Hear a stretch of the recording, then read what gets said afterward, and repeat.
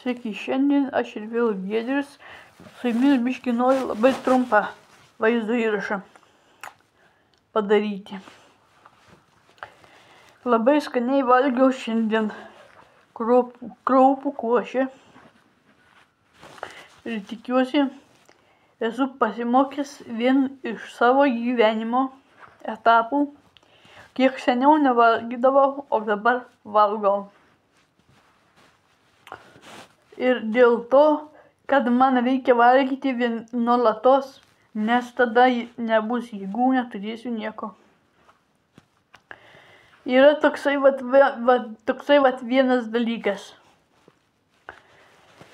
Prieš einant valgyti, nusiplauti rankas. Prieš einant valgyti, pasidaryti, nori ant dirvos, pasidaryti košę ant smeigto. Ant smaigalio patepti ant padažo košės ir skaniau suvalgyti košę.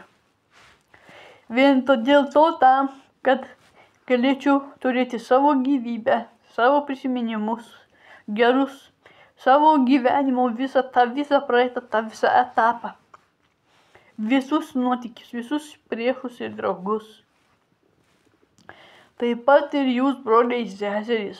Jūs mane pavalgydinsit, po biškį stengsimės kuo geriau jums padėti mums visiems ir tom geriau bus jūsų gyvenimui geras likimas.